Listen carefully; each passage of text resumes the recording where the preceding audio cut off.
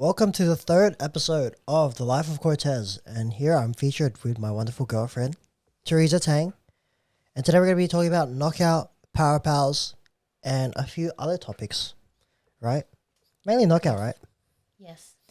Knockout, our experiences with knockout.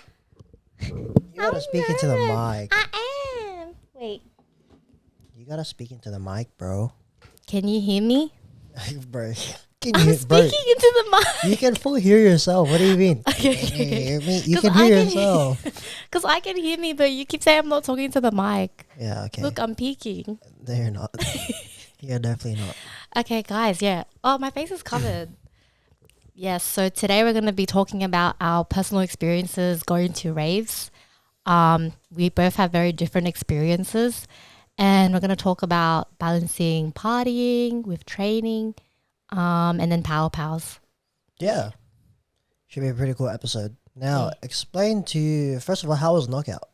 For me, well, this knockout was the first rave I've been to since I stopped going in like 2022, I think so. Yeah.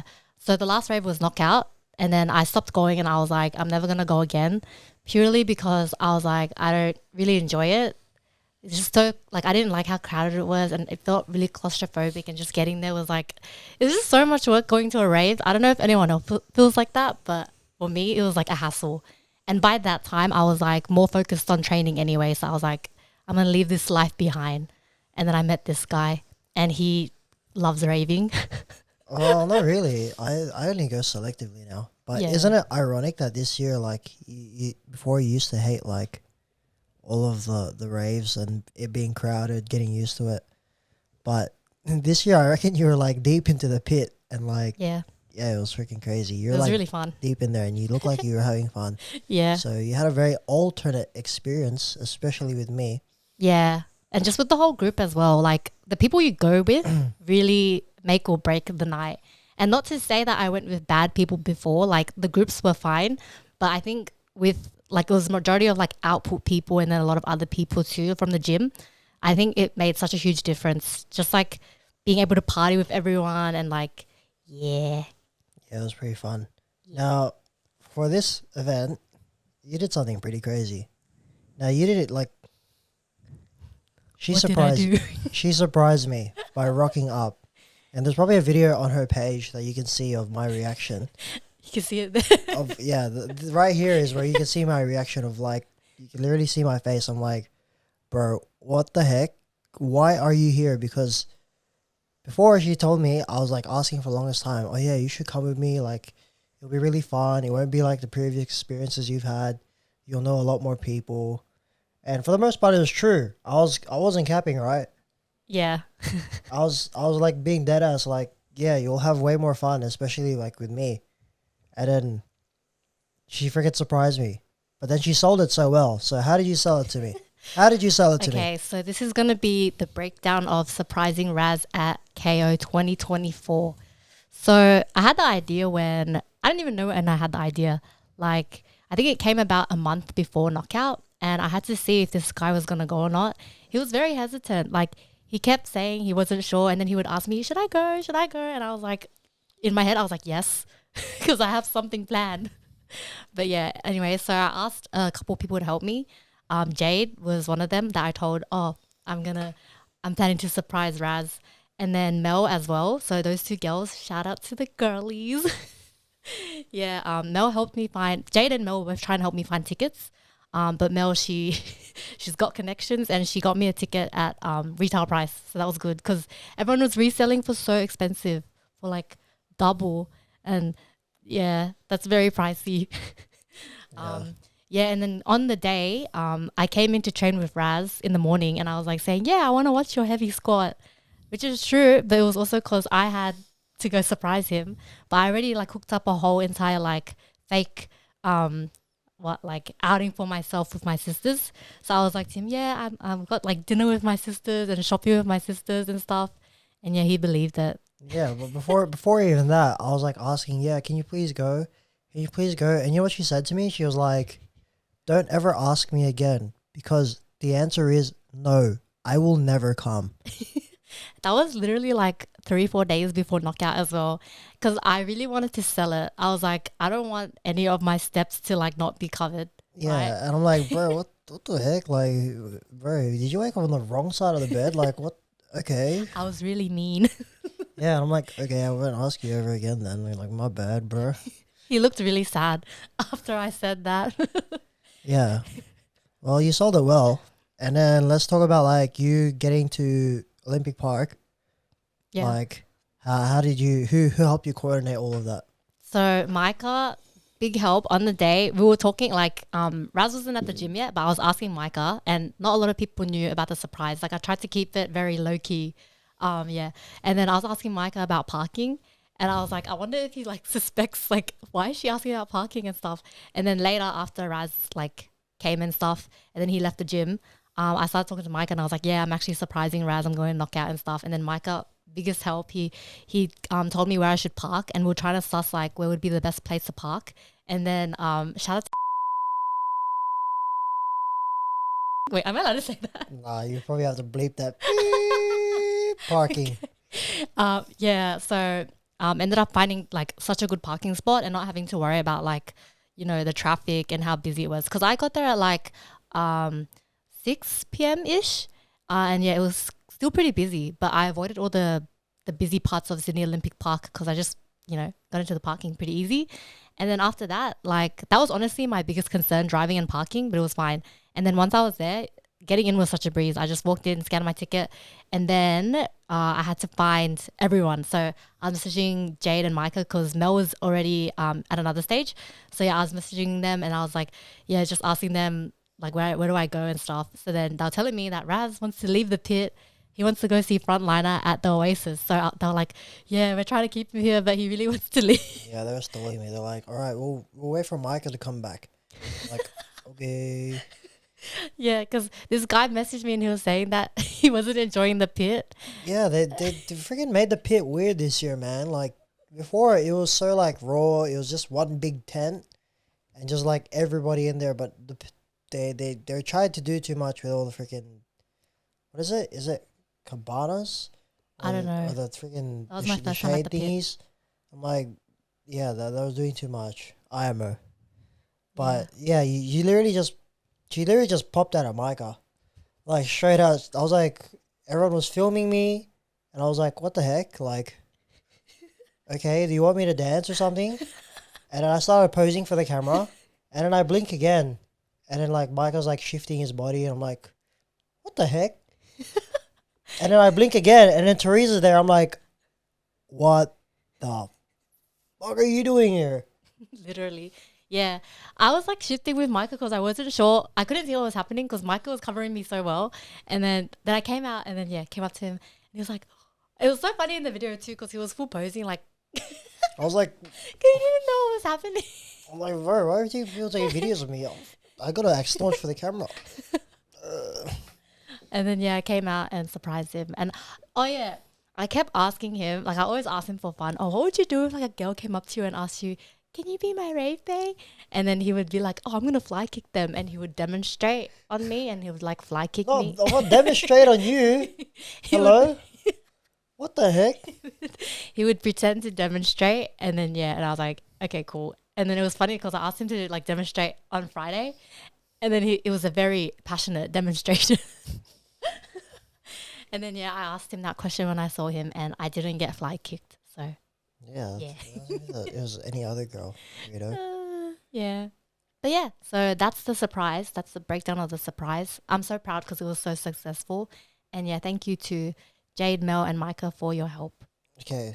Now that we got the surprise, how would you rate your overall knockout experience? Honestly, I would rate it like maybe 7. That's pretty high, I would say. Like, 7? Yeah, I actually really enjoyed it. I think I had a bit more expectations for the pit because last knockout I went to, I was at the main stage the whole time and I really wanted to go to the pit.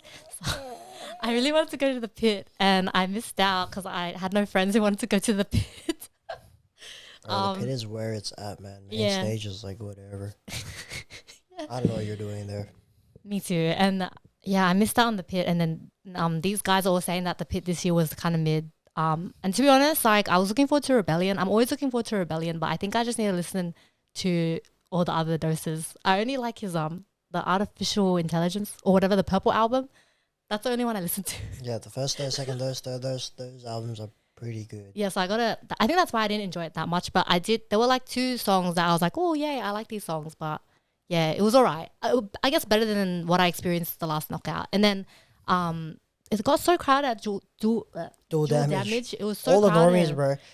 The best part about the dual damage was like, whenever it started, everyone thought it was get wrecked, and then like everyone just started kick rolling, and they all just started missing, and I just started laughing because everyone literally had their phones out. They were like, oh my god, dual damage, and I couldn't even see the freaking stage because all I saw was phones, and then they just get baited like, oh, and then they're like, and then he did a countdown of all his songs. Not to know that he has many songs, but he probably has like 2 really famous songs. Yeah. But there was just so many normies that they couldn't even move at all. Yeah, we couldn't do any of these ones or anything. It was so crowded. It felt kind of dangerous too. And no one was really dancing either. So that was that was a mid experience.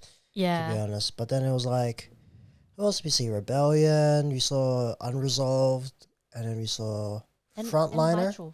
And Virtual was towards the end, and we probably made a mistake by not staying in Virtual. Yeah, that was when I popped off, guys. I was like, holy crap, this is what I'm waiting for. And I was like... Yeah, that was probably the best set of the night, in my opinion. Yeah, that was so cool. But we left to go see Dimitri K at the Oasis. Dimitri K was alright. It was okay. It was alright. I think... The best Dimitri K that I've seen was like 2021 in Sydney. 2022? Yeah. I think it was 2022. Yeah, I think that was the better one.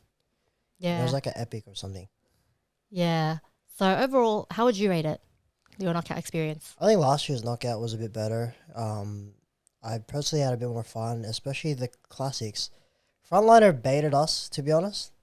Well, I thought it was a classic set, but it was a journey set, and then everyone's like, "Oh yeah, they you don't have to only play classics if it's a journey set. They can play the new stuff." But then I didn't go to Frontliner to hear some like up tempo, so that kind of annoyed me. And then he also debated us with a bit of the DEFCON 1 anthem. And I thought he was going to drop it. And then the moment he didn't and just kept trolling, I'm like, yeah, see you later. Yeah, that was funny. Skis. I'm off skis, lad. See you later. Don't touch me. Bro, Raz and Mel got so excited when the DEFCON anthem came on. And then the beat didn't drop, or it was like a different beat, like a whole entire like different thing. And they looked so upset. Yeah, that kind of pissed me off. And I'm like, all right, I only came... Like, one of the reasons why I came to Knockout was literally for this set/song, and you didn't even play it. So yeah, that kind of tilted me. But overall, it was pretty good with the company, with the whole Output gang. So that was pretty fun, I guess.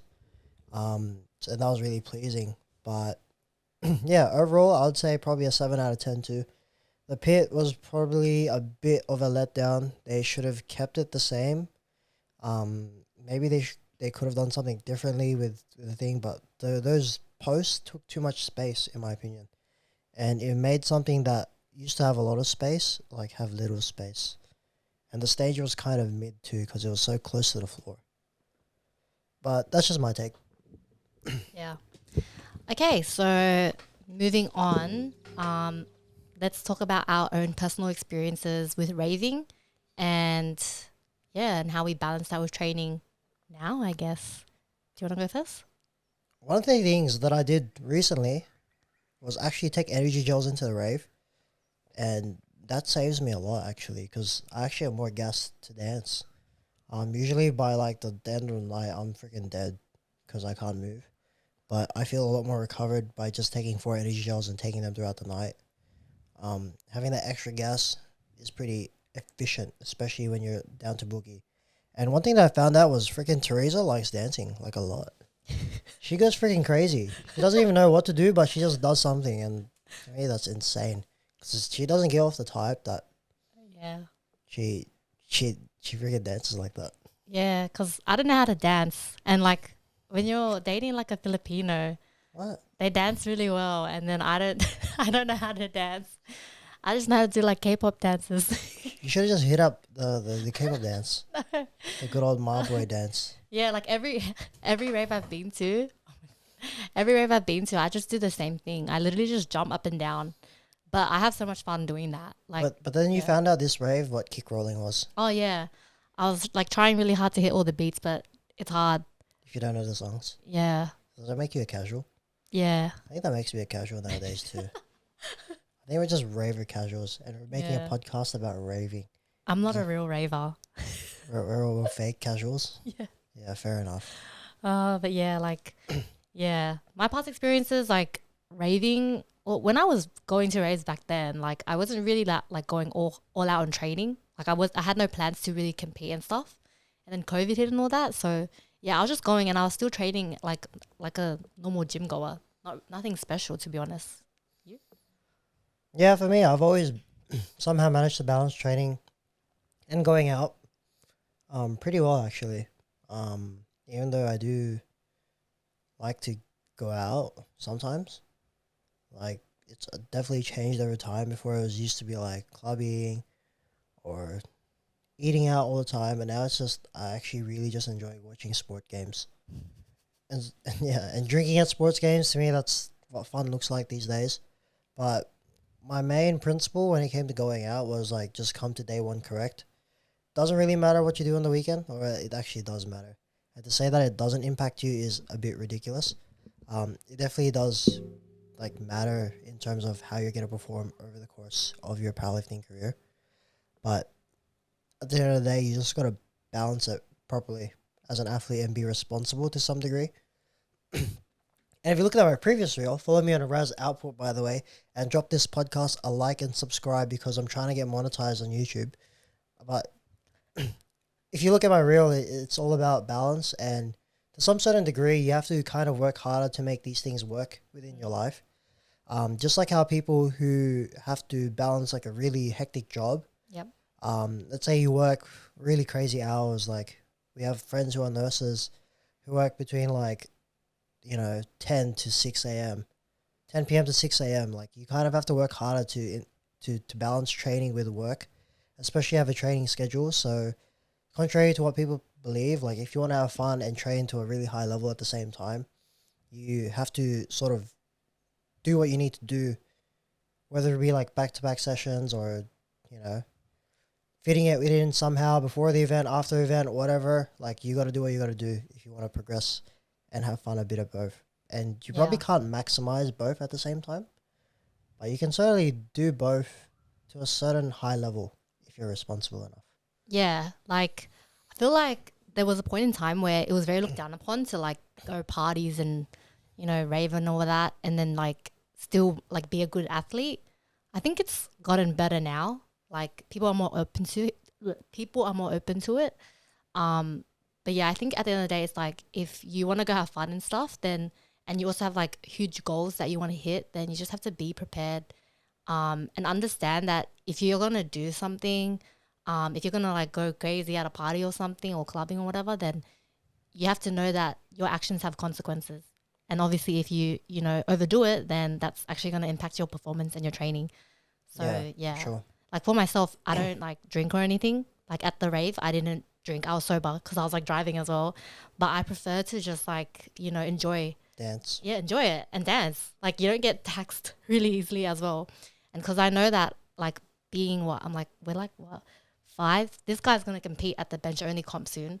And then I'm 5 weeks out or something. I'm like 1 week out, 5 weeks out. Yeah. 8 weeks out at the same time. Yeah, but like it's not hard, I feel like. As long as you stay on top of everything, like during the week and then leading up to it, like you just got to be super prepared and then it's fine. Like you can go and have fun and enjoy your time. And for me personally, like I was dealing with so much stress these past 2 weeks that honestly going to knockout was like the biggest stress reliever for me anyway. So yeah. Yeah. And sometimes it's not all about partying. In my opinion, if you want to have a really long powerlifting career, you kind of have to find things that are like energizing for you. So what looks like fun to you, and have some hobbies outside of the sport, because I feel like because it's so easy for SBD to sort of be your life, whether it be like it can encompass a lot of your social groups as well. It occupies quite a bit of your time. Let's say you train 4 or 5 times a week. Each of your sessions is 2 hours. That's 8 to 10 hours of your week just dedicated to training. And that doesn't really factor in traveling to training, so add in an extra, depending on who you are and where you live, that's 1 to 4 hours a week, depending. And then, you know, communicating with your coach, that's a bit of extra time. Like, powerlifting can easily, like, consume your life if you let it. And then when it goes well, it's well. But then it's so easy for you to experience burnout. Like, let's say you're burnt out or your lifts aren't going well or you get injured. It's so easy to feel like the whole world's crashing and burning. So having something separate or just a way as an outlet to have fun or enjoy yourself, whether that be gaming, going out, partying, being friends, watching games, like, I think for you as an athlete, that's really healthy. Yeah, I agree. Like, for me, at some point, like, powerlifting 100% consumed like every part of my life, and all I did was like train and work, my day job and stuff. And then it wasn't until I started doing videos that's when like I started, you know, kind of learning how to balance more things and then experiencing like a lot of stress as well. Because my day job is not like high stress. It's super chill and super flexible. But I'm snitching, bro. Please don't. Nah, just kidding. Yeah, but like it's so chill. So then, yeah, doing videos is definitely like a big difference. And so, yeah, ever since picking up videos, and I feel like dating Raz has also like changed my perspective a lot. And it's just made me feel more open to like still doing so much, but being able to balance powerlifting with everything else. Like just having a life outside of powerlifting, essentially. Yeah. So, yeah. But I feel like there's also a dial and a mode. Like, you know, sometimes it's okay for like powerlifting, in my opinion, to like really encompass a lot of your time. Like, especially depending on how far you want to go, you will have to make sacrifices to certain social events, so certain occasions. You might have to prioritize training a little bit more in certain parts of the time. And to be honest, if that's what your goals are, then that's also okay.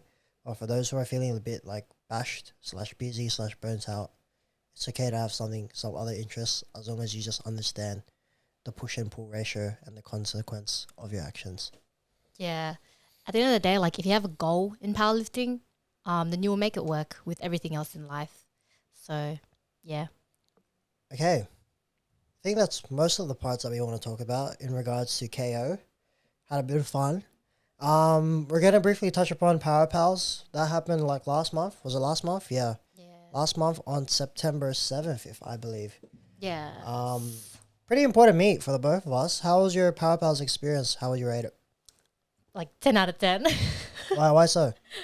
Oh, because like that was my first comp since Nationals. And Nationals, I did not do well. That was a very bad, like one of my most worst performances that I've ever had. So yeah, like I cut a weight. I went down a weight class, and then we cut too much weight because I was so worried about not making weight. It was so silly. And then it was silly, but yeah. And then I ended up going too hard on the refeed. Like I pretty much overdosed on water. Too much in a very short time. Yeah. So, and then, yeah, like at the time, like during the meet, it was chill. I wasn't thinking much, but afterwards I was honestly so traumatized and so like down bad. And then like training was going okay for a bit. And then it just like started going downhill because picking up videos, like I started getting a lot of trap issues from filming. So yeah, Heavy to heavy, man. Yeah, mate. Whatever. But yeah, we figured it out. Like, shout out to Alex Foreman for helping me as well. Yeah. Best physio. But yeah, like. So you rate it as a 10 out of 10 experience. What numbers did you put up? So my total was 430 at 57 kilos, which is like huge PR on my total. Squat 155, 2.5 on that. Bench 85, that's 5 kilos, and then deadlift 190. So yeah, it's crazy because I wasn't expecting it. Like Kelly had full confidence, but I was just like, I don't know. But How much did you PR your total by? My comp total was 414 or something. 414. So you added like 15 and a half. Yeah, something like that. Yeah, so 16 kilos. Yeah, 16. So that's pretty huge. Yeah, it's quite a bit of, and you also weighed in like perfectly. I'd say the refeed for you weighed in at 57.0. Yeah. And then you weren't a gram heavier or under, like just on the dot. Yeah. Right where I wanted you to be. Yeah. Didn't even have to manipulate too much. Just a bit of residue diet. Low residue diet. and a bit of a fast, which you are really responding to, Yeah. or responding pretty well to, anyways. And as a result, you freaking smashed it. Yeah. So I was super happy. Yeah, and with the refeed, like we just took it super easy. Like took it really slow. Yeah, just ate my rice, my soy sauce, and then drank my Staminade water, whatever. And yeah, it was like very chill compared to nationals. Yeah. So super happy with that. But yes, what about you? What was special about this comp for you? I think for me, it was a return back to three lift. It's been a long time coming, especially with hamstring injuries. It's kind of persisting. It's one of those ones where it's just like you think it's gone and then it comes back, and then you think it's gone and it comes back. And then obviously, like being in that pain for so long, you kind of develop some movement issues because you're just losing range of motion or compensating, whether it be at like the knee, the hip, the ankle, wherever. But I think for me, it was really important to get back on the platform. I did it at a 93 keys, not 93 kilos, but in the 93 kilogram weight class. And that's because I just didn't want to worry about cutting. I felt like bulking for me was probably where I felt the healthiest, and I can recover from really hard training. I bumped up my training days from 4 to 6, and in a sense that allowed me to just do more and actually train hard again, without having to group all of my days together. Because I feel like from a rehab point of view, what works well for me is like high frequency rehab, and as a result, I get better quicker. And so far, I feel pretty good. But I was able to total 682.5 off a 225 squat, a 185 bench press, and a 272 deadlift. Yeah, that's huge. That's like crazy. Like when you, because I've seen Raz like through all his like this whole injury process. Like it's actually insane to see that he was able to come back. Was that like that's equal total PR? Yeah, that doesn't equal total Oh, PR. yeah. That's the third time actually, pretty funny enough, where I totaled 682.5. But it's all with different permutations. So one comp I did a 242 squat. This comp I did a 185 bench press, and then the other comp before that, like in 2022 Collate Nationals, I did 287.5. So I think if you add all those numbers together, it's probably around like 715, 720. So I just honestly got to add all these numbers together, man. And the moment I can do that at 83 kilos, I think I'll be in a pretty decent spot. Probably not the top spot just yet. There's a lot of work to do, especially with my squat. But I mean, I feel like I'm in a pretty good spot to like push towards that top 10, especially first year opens. Oh yeah, true. Which is gonna be kind of scary. I'm getting old, especially in this sport, man. I've been lifting since a sub junior. I feel kind of old, man. But yeah, just pretty happy with my performance, and thank you to my team, Dave, Alex, Nelson. Those guys definitely helped me throughout this whole process. And yeah, I just miss training hard again, and not running into many issues so far. Just gotta make it down to 83. But yeah. So overall, we end up taking first, right? Yes, we did. I got 100 GL. She got 100 GL, and she carried me. I had to do a 90 GL. Nah, but you did good. Like, yeah, it was awesome. Yeah, I reckon I did alright. Like, so for people, like people are bagging me like, yeah, Terresa carried you so hard by 10 points. I'm like, okay, what GL do you have? Like, you know what I mean? It's still 90. It's not great. 90 is like okay. But 90 is 90, and like 90 kilos isn't even my true weight class. Yeah, and especially coming back from like an injury for so long. Yeah, like it's since the Commonwealth Championships. Yeah, I was doing some proper Bobby Schmurder squats. And if you don't know what a Bobby Schmurder squat is, if you watch the Bobby Schmurder music video, the iconic one, he goes like this, right? And he's like tilting. That's basically my hips when I squatted. And I was like, help. It was bad and it was painful. Yeah, it freaking sucked. Like, everything started hurting. Like, my glutes started hurting, adductor, knee. Pick which one. It probably started hurting, but we stuck through it, man. Yeah, the amount of times that he wanted to, like, change sports was kind of crazy, too. Like, he was very close to dropping powerlifting, I'm telling you. Yeah, but, I mean, in the process, I still somehow made improvements to my total, I guess. Yeah. Like, I still bench 180, 190 now. Yeah. That's 20 kilos more. So, I mean, it's I guess a trade off. Yeah. Goes to show that like even if you're injured, like as long as you just stick to it and trust the process, you know, work with the right people, then like you'll get back to where you want to be and even better. Yeah. But we end up taking first place. Had to pull to win. Crazy. I had to pull to win. That was such a good comp. Like, yeah, I had to pull to win. People were like, I'm like, okay, I pulled to win. Like, it is what it is. I had a bit more. Yeah, and I'm still squatting on somewhat one leg because I can't squat straight. So that's pretty impressive still. Yeah. Yeah, you did good. But some work to get back to. But yeah, I think that just wraps up our podcast episode. Thank you, Terresa, for producing and hosting for producing, hosting, and being on the mic with me today. It's actually a lot easier to be on a podcast with someone else compared to just talking to me. Yes. And thank you for having me. Oh, sorry, I interrupted you. Oh, no, it's okay. You're probably going to be a frequent guest here, so it won't be your last time, bro. Oh, yeah. I was super nervous for this because I've never been on a podcast and I'm always behind the camera. So this is fun. Now you said it and forget it and you just chat some mad S words. Yeah. I don't know. No swearing. Are you allowed to swear on this on my own podcast? I don't know. Ask Big YouTube. I want to get monetized though.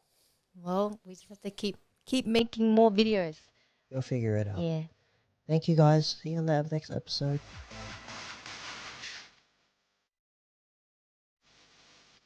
What's your dance moves? Like this. Video. Fast, something so hot. Yeah, sure. I didn't get all. And you gotta make the stanky face. 3, 2, 1, jump! Oh!